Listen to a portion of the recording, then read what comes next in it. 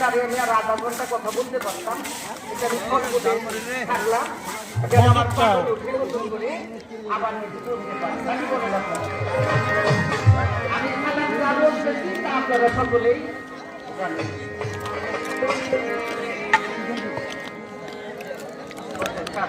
সুন্দর লাগতেছে, তাই না?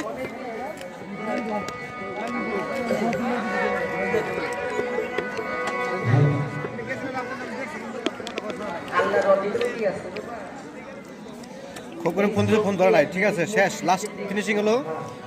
আমি মিডিয়াম দেন। মানে খুব একটা দরকার নাই।